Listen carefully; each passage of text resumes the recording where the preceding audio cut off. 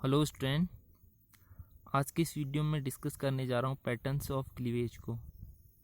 हमने previous developmental biology की video में डिस्कस किया था कि क्लीवेज क्या होता है, ब्लास्टोमियर क्या होता है, ब्लास्टुला क्या होता है, मेटामॉर्फोसिस और ऑर्गेनोजेनेसिस, ये सारी चीज़ें क्या होती हैं। हमने कुछ बेसिक टर्म पढ़े थे और हमने पढ़ा था कि साइकिल ऑफ लाइफ में क्या क्या होता है, कैसे फर्टिलाइजेशन होता है, देन जाइगोट बन के क्लीवेज होता है, देन गैस्ट्रुलेशन क्या होता है। हमने एक्टोडर्म, एंडोडर्म और मीजोडर्म से कौन कौन सी बॉडी के ऑर्गन जनरेट होते हैं ये भी पढ़ा था।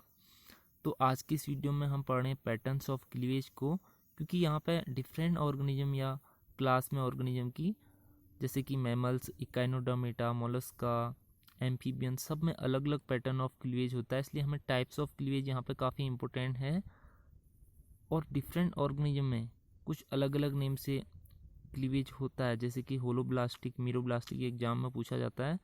तो सबसे पहले हम जानेंगे कि क्लीवेज होता क्या है। क्लीवेज का मतलब होता है एक्सट्रीमली रैपिड माइटोटिक डिवीजन। आपको पता होना चाहिए कि क्लीवेज एक माइटोटिक डिवीजन है, ना कि मियोसिस। आपको पता होगा मियोसिस और माइटोसिस में डिफरेंस है। मियोसिस जर्म सेल में होती है और यहाँ पे रिडक्शनल डिवीजन होता है। यहाँ पर डिप्लॉइड ऑर्गेनिज्म से हैप्लॉइड गैमेट जनरेट होते हैं, जबकि माइटोसिस ग्रोथ के लिए होता है, ग्रोथ और रिपेयरिंग के लिए। और यहाँ पे एक सेल से, डिप्लॉइड सेल से दूसरी डिप्लॉइड सेल बनती है। तो हमारा क्लीवेज में क्या होता है, माइटोसिस होती है और यहाँ पे रैपिड माइटोसिस होती है, क्योंकि मैंने आपको बताया था कि जब जाइगोट या जो फर्टिलाइज्ड एग है वो डिफरेंट सेल में डिवाइड हो जाता है, लेकिन वहाँ पर सेल का वॉल्यूम सेम रहता है। एक जाइगोट जो हमारी सेल का वॉल्यूम रहेगा, या जिसे हम फर्टिलाइज्ड एग कहते हैं, अगर उसमें माइटोसिस होगी तो यहाँ पे थाउजेंड ऑफ सेल बन सकती हैं। डिफरेंट ऑर्गेनिज्म में डिफरेंट डिफरेंट सेल बनती हैं, लेकिन सेल का वॉल्यूम हमेशा सेम रहता है। ये क्लीवेज के बारे में आपको सबसे पहले याद रखना है। दूसरा, हम क्यों कहते हैं कि सेल का वॉल्यूम सेम रहता है और नंबर ऑफ सेल इंक्रीज होती हैं, ऐसा इसलिए होता है, आपने सेल साइकिल पढ़ा होगा। सेल साइकिल में 4 फेजेज होती हैं, G1 phase, S phase, G2 phase और माइटोसिस फेज, M फेज जिसे हम कहते हैं। तो यहाँ पर जो G1 और G2 है, वहाँ पे हम कौन सी फेज कहते हैं, ग्रोथ फेज 1 या और ग्रोथ फेज 2, या जिसे हम गैप फेज भी कहते हैं। यहाँ पर जनरली क्या होती है, सेल की ग्रोथ होती है, जबकि S फेज में DNA रेप्लिकेशन होता है। तो यहाँ पर क्लीवेज के टाइम पर जो माइटोसिस होती है, वहाँ पे G1 and G2 phase absent रहती हैं। ये सबसे पहले आपको याद रखना है। इसलिए यहाँ पे सेल का वॉल्यूम इंक्रीज नहीं होता, बल्कि सिर्फ माइटोसिस होती है। उसके बाद आता है कि pattern of cleavage peculiar to species. Pattern of cleavage peculiar to species क्यों होता है, यहाँ पर डिफरेंट स्पीसीज में डिफरेंट टाइप का क्लीवेज पैटर्न क्यों होता है, ये बेस्ड होता है हमारा डिस्ट्रीब्यूशन ऑफ यॉक।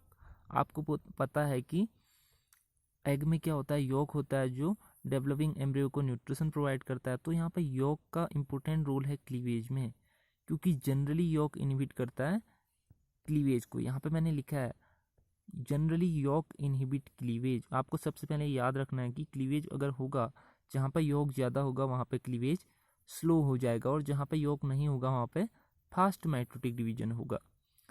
तो pattern of cleavage is peculiar to species and it determined by 2 factor. The first is amount and distribution of yolk protein, जो मैंने अभी बताया।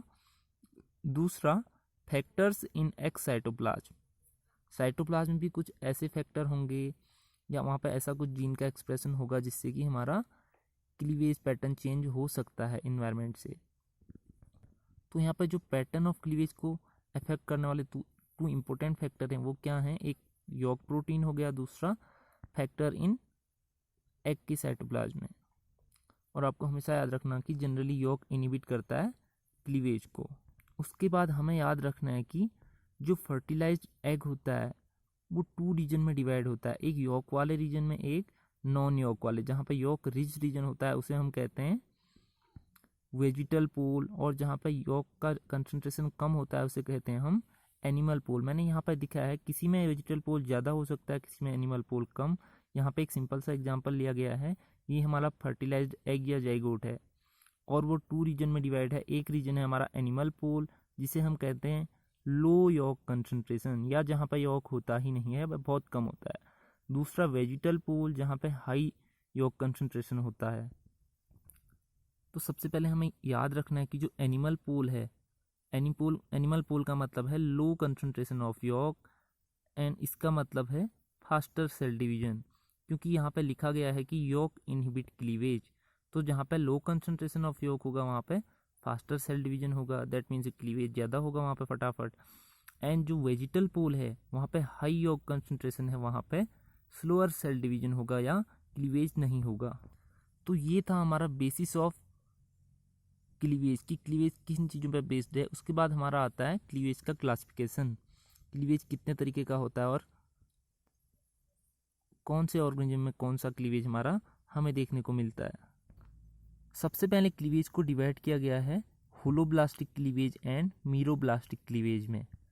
मैंने बताया कि क्लीवेज मेनली डिपेंड करता है यॉक के डिस्ट्रीब्यूशन पे सेल में, फर्टिलाइज्ड एग में या जाइगोट में। तो जो होलोब्लास्टिक क्लीवेज है उसे हम कहते हैं कंप्लीट क्लीवेज। होलो का मतलब होता है कंप्लीट, एंड मीरोब्लास्टिक क्लीवेज का मतलब होता है इनकम्प्लीट क्लीवेज। मीरो का मतलब होता है ए पार्ट और हाफ। तो होलोब्लास्टिक क्लीवेज कब होगा, या कंप्लीट क्लीवेज का मतलब है क्या? कंप्लीट क्लीवेज का मतलब है कि जो क्लीवेज फर्रो होता है, जब सेल का डिवीजन होता है वहाँ पे क्लीवेज फर्रो बनता है एक एनिमल्स में, प्लांट में नहीं, यहाँ पे सिर्फ एनिमल की बात हो रही। तो जो क्लीवेज फर्रो बनता है वो पूरी सेल में बनता है, एक सेल की एक मेम्ब्रेन से दूसरी तरफ। तो यहाँ पे कंप्लीट फर्रो बनता है और ये डिफरेंट टाइप का होता है, आइसोलेसिथल और मीजोलेसिथल। इसे फिर से डिवाइड किया गया है आइसोलेसिथल क्लीवेज और मीजोलेसिथल क्लीवेज में। आइसोलेसिथल का मतलब होता है इवनली डिस्ट्रीब्यूटेड यॉक, यहाँ पे पूरी सेल में सेम अमाउंट में यॉक का डिस्ट्रीब्यूशन होगा, जबकि मीजोलेसिथल में क्या, वेजिटल यॉक डिपोजिशन होगा। यहाँ पे एक एनिमल पूल होगा, एक वेजिटल, और वेजिटल में ज़्यादा यॉक का डिपोजिशन होगा। देन आइसोलेसिथल को फर्दर ऑर्गेनिज्म पे अलग अलग क्लास में डिवाइड किया गया है, जैसे radial isolecithal cleavage, spiral isolecithal, bilateral and rotational. यहाँ पे 4 इंपोर्टेंट अलग अलग टाइप के क्लीवेज हैं। रेडियल हमें इकाइनोडर्म में देखने को मिलता है, रेडियल आइसोलेसिथल इसे हम कहेंगे। स्पाइरल आइसोलेसिथल हमें देखने को मिलता है एनिलिडा, मोलस्का एंड फ्लैटवर्म में। बायलेटरल हमें ट्यूनिकेट्स में देखने को मिलता है, और रोटेशनल हमें मैमल्स और निमेटेड में देखने को मिलता है।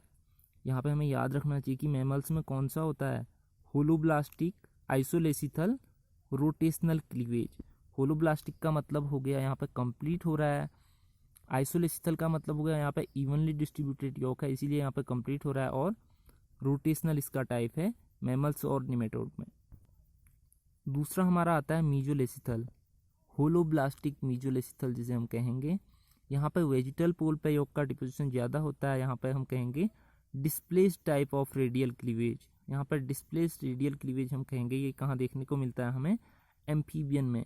तो हमें यहाँ पे याद रखना चाहिए कि इकाइनोडर्म हो गया, Annelida, Mollusca, flatworm, tunicate, mammal, nematode और एम्फीबियन में होलोब्लास्टिक क्लीवेज देखने को मिलता है, कंप्लीट क्लीवेज। दूसरा हमारा है मीरोब्लास्टिक क्लीवेज। मीरोब्लास्टिक को फर्दर डिवाइड किया गया है टीलोलेसिथल और सेंट्रोलेसिथल में। टीलोलेसिथल का मतलब होता है dense yolk distributed throughout the cell. यहाँ पे पूरी सेल में डेंस यॉक डिस्ट्रीब्यूटेड होगा, और इसे फर्दर क्लासिफाई किया गया है बायलेटरल टीलोलेसिथल में और डिस्कोइडल टीलोलेसिथल में। बायलेटरल किस में देखने को मिलता है हमें, सिफेलोपोड मोलस्क में, और डिस्कोइडल टीलोलेसिथल मीरोब्लास्टिक क्लीवेज हमें देखने को मिलता है फिश, रेप्टाइल एंड बर्ड्स में। ये भी काफ़ी इंपॉर्टेंट है, पूछा जाता है। डिस्कोइडल डिस्क से बना है, यहाँ पे एक स्मॉल डिस्क में ही क्लीवेज होता है, क्योंकि यहाँ पे पूरे सेल में डेंस यॉक डिस्ट्रीब्यूशन होता है और यॉक इनहिबिट करता है क्लीवेज को, इसलिए यहाँ पे एक डिस्क में ही एग के क्लीवेज होता है, इसलिए इसे हम कहते हैं डिस्कोइडल टाइप ऑफ क्लीवेज। दूसरा है सेंट्रोलेसिथल।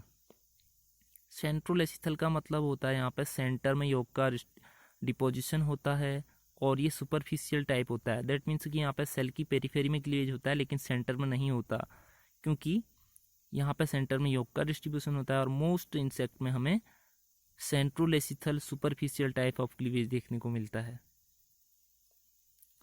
तो ये है डिफरेंट टाइप के क्लीवेज पैटर्न, किस ऑर्गेनिज्म में कौन सा क्लीवेज पैटर्न हमें देखने को मिलता है, हमें ये याद रखना है। और एग्जाम में पूछा जाता है कि मैमल्स में कौन सा क्लीवेज होता है, एम्फीबियन में कौन सा होता है, इकाइनोडर्म में कौन सा होता है, ये सारी चीज़ें पूछी जाती हैं। तो इस वीडियो में सिर्फ इतना ही डिस्कस कर रहा हूँ। Thanks for watching this video.